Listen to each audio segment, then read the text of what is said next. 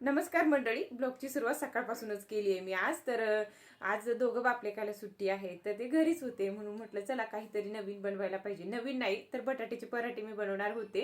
म्हणजे नेहमी मी बनवते तसं काही नाहीये, पण म्हटलं रेसिपी आज तुमच्यासोबत शेअर करावा. किंवा मी जर काही चुकत असेल तर तुम्ही पण मला सांगितलं तरी काही हरकत नाहीये, पण माझ्या पद्धतीने मी कसं बनवते हे तुमच्यासोबत मी शेअर करणार होते, म्हणून म्हटलं चला रेसिपी आज मी तुमच्यासोबत शेअर करावंच. आणि मला एका ताईनं सांगितलं होतं की तू असं का बोलते, म्हणजे मी काय लसूण नेसून ठेवते ना, तर नेसून नाही म्हणायचं, वेगळं काहीतरी ते ताई बोलल्या होत्या मला. तर कसं असतं माहिती का ताई, आपण ज्या भागातून, म्हणजे भाग नाही म्हणता येणार, तर गाव जर चेंज झालं तर आपली लँग्वेज चेंज होते. म्हणजे आपली बोलण्याची पद्धत चेंज होऊन जाते, किंवा आपण जे बोलतोय ना तर त्याच्यामध्ये खूप फरक असतोय. ह्या गावात आहे ना त्या शब्दाला वेगळं म्हणतात, तर त्या गावात वेगळं म्हणताय. आता मी पण एक खेड्या गावातून आहे, तर आमच्याकडे तसंच म्हणतात. आणि मेन म्हटलं तर म्हणजे सगळ्याची ना वेगळी पद्धत असते बोलायची, तर माझ्याकडून होतंय. मी मान्य करते की मी बोलले असेल तसं. आणि म्हणजे आमच्याकडे तसंच बोलतात. मी परत रिपीट केलं तर तोच वर्ड माझ्या तोंडात येतोय का, तर मला असं वाटलंय की आपल्याकडे असंच बोलताय. तर म्हटलं तुम्हाला पण सांगावं की जसं आपलं गाव चेंज झालं तर लँग्वेज पण चेंज होते. तर एवढं त्याच्यामध्ये हसण्यासारखं नाहीये, पण तरी पण तुम्हाला वाटतंय तर असो, प्रयत्न करेल मी तुमच्यासारखं बोलण्याचं. पण तसं होत नाही. ज्या भागातून मी आली ना, ज्या गावातून, सॉरी, खेड्या गावातून, तर आमच्या गावात तसंच बोलतात, म्हणून माझ्या तोंडात तसं येतंय. आणि खूप जास्त शायनिंग मारतीये, तर मी कुठे शायनिंग मारते हो, तुम्हाला काय वाटतंय बरं का, मी एवढी शायनिंग मारते किंवा काय दाखवते मी माझ्या व्हिडिओमध्ये, त्या ताईला तसं वाटतंय. पण मला ना म्हणजे वाटलं की कुठेतरी आपण चुकत असेल म्हणून ते बोलले असेल, तर प्लीज मला सांगा की मी कुठे चुकतेय का. तर सगळ्याचं मत जे राहिलं ना तर ते मी करण्याचा प्रयत्न करते. चुकते का ते मी दुरुस्त करण्याचा प्रयत्न करते. पण नक्कीच मला सांगा की तुम्हाला तसं वाटतंय का सगळ्यांनाच. तर अजून एका ताईनं बोलले होते की कमेंटचा हा रिप्लाय करत नाही, याला कमेंट करू नका. कोणत्या ताईला मी रिप्लाय दिलं नाही ताई, सांगा बरं का तुम्ही. मी देते ना, सगळ्याला सांगते. तुमचं जे मनात असेल तुम्ही ते विचारताय मला, तर लगेच मी उत्तर देते. असं होऊन जाते की थोडंसं म्हणजे जे काही ते विचारताय ना, तर मला ते माहिती नसतं. माहिती असेल मला, त्या ताईनं काय विचारलं होतं मी परत बघितलं नाही. पण त्याचं म्हणणं होतं की याला जास्तच झालंय, याला काही कमेंट करू नका. तसं काय नाही, मी प्रत्येक कमेंटचं रिप्लाय देते. मला ना म्हणजे कमेंट आली की मी लगेच बघते बरं का. आणि तशीच नोट करून ठेवते. जेव्हा मला व्हिडिओ बनवायचा असलं ना तेव्हा मी तुमच्यासोबत शेअर करते की तुम्ही काय म्हटलं होतं आणि त्याचं उत्तर माझ्याकडे आहे की नाही, किंवा काय त्याला बघायचंय मी लगेच दाखवते. पण असं म्हणू नका की ही कमेंटचं रिप्लाय देत नाहीये.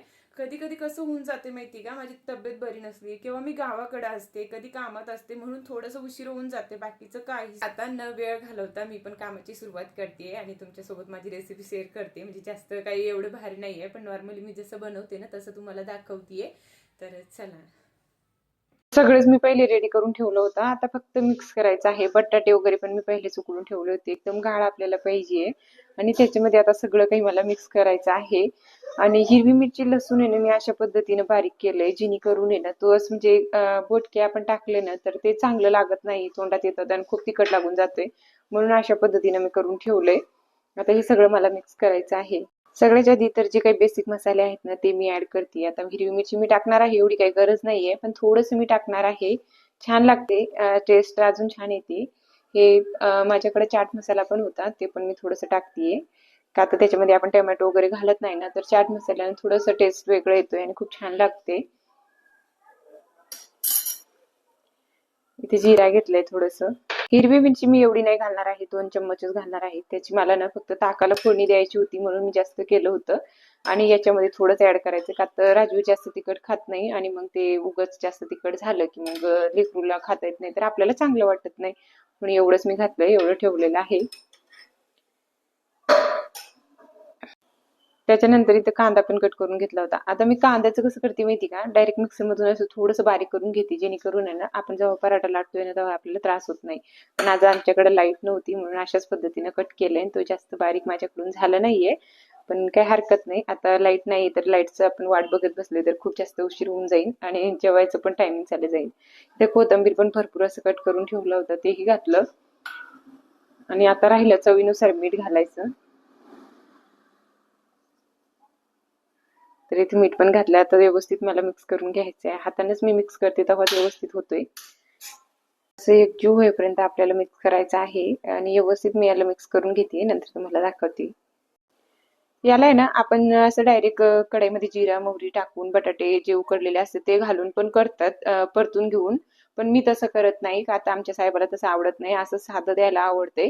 म्हणून अशाच पद्धतीने मी करते. तसं मी केलं होतं पण त्याला नाही आवडत, म्हणून मी अशाच पद्धतीने करते. आणि ही खूप सोपी पद्धत आहे, झटपट होते, जास्त वेळ आपल्याला लागत नाही. सकाळच्या नाश्त्यासाठी पण आपण बनवू शकतो. तर चला आता मी पण बनवतीये पटकन, नको जास्त उशीर व्हायला. कणिक वगैरे अगोदर मी मळून ठेवलं होतं ना, तर छान मस्त मळून घेतले आणि भिजलंय पण व्यवस्थित आहे. तर चला आता मी पण सुरुवात करते, पटकन बनवते. तर हे तडका तयार केलाय मी. त्याच्यामध्ये हिरवी मिरची, लसूण, कोथिंबीर, कढीपत्ता, जिरा मोहरी हे सगळं घातलंय आणि आता हे दही मध्ये टाकते. नुसतं दही आहे कोरं, त्याच्यामध्ये मिक्स केलंय. खूप छान लागते. त्याच्यामध्ये थोडीशी आपल्याला हळद आणि मीठ टाकलं की झालं. थोडंसं चवीनुसार मीठ घालायचं बघा. एकच नंबर लागते. पराठ्यासोबत अशी चटणी बनवून बघा, खूप भारी लागते. आणि आपण जर जसं कच्चं दही खाल्लं ना, तर चांगलं लागत नाही. तर अशा पद्धतीने मी तयार केले. तर चला मी आता पराठे बनवून घेते. तर इथे ना मी डोश्याचंच पॅन घेतलं. तसं काही नाही, आपण साध्या तव्यावर पण करू शकतो. पण मला असं वाटतंय की म्हणजे याच्यावर लवकर होतात आणि अजिबात चिपकत नाही किंवा एकदम सॉफ्ट होतात. तर म्हणून मी ना डोश्याचा तवा घेते नेहमी. नसला आपल्याकडे तर ते पण चालतंय, असं नाही की तोच पाहिजे म्हणून. जसं पुरणाची पोळी करते ना तसं करते. दोन पद्धतीने करतात बघा. मला दुसरी पण पद्धत येते, तुम्हाला पुढे दाखवते मी.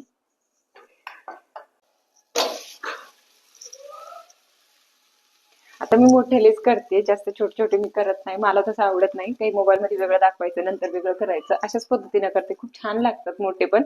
आणि जेवढं मोठं करणार ना तेवढं पातळ येते बघा. इथे ना अशा पद्धतीनं पूर्ण मी पराठे बनवून घेतले आणि खरंच ना जेवढं मोठं करणार ना तेवढं छान लागतोय आणि पातळ येतोय आपलं. आणि जेवढा आपण छोटा करतोय ना तेवढं जाड येतोय, जाड चांगलं लागत नाही. तर चला म्हटलं, सगळ्यांचं आता बनवून झालं होतं, मी पण आता खाऊन घेते. चला तर या मग खायला. तर मस्त इथं ना माझं सगळं आता झालं होतं, बाकीचं काम राहिलं होतं, नंतर आवरेल का आता, म्हणजे थंड झाल्यावर ते खाऊशीच वाटत नाही, म्हणून मी पण पटकन घेतलंय. तर सगळ्यांचं झालंच होतं आता खाऊन, माझंच एकटीचं बाकी होतं. तर मी पण इथं बसली आहे आणि खरंच एकच नंबर चव होती आणि ह्या चटणीसोबत एकच नंबर लागते बघा. असं नाही की मी व्हिडिओसाठी तुम्हाला सांगते, पण खायला खरंच टेस्टी लागते. असं तुम्ही बनवून बघा. आता माझी पद्धत थोडीशी वेगळी आहे, तर प्लीज असं काही म्हणू नका की असं काय बनवलं, तसं काय बनवलं, हे काऊन टाकलं नाही, ते काऊन टाकलं नाही. कसं सगळ्याची पद्धत असते वेगळी एक बनवायची किंवा खाण्याची पण, म्हणून थोडंसं इकडे तिकडं होतंय, दुसरं काहीच नाही. नाही तर सारखंच असतं, थोडंसं चेंज असते. तर असो. चला माझं इथे जेवण झालंय, त्याच्यानंतर आम्हाला बाहेर नेट बसवायचं होतं, तेच काम आमचं इथे चालू होतं. तर चला आता ब्लॉग शेड मी इथेच करते. भेटूया आता आपण उद्याच्या ब्लॉगमध्ये. तर चला बाय.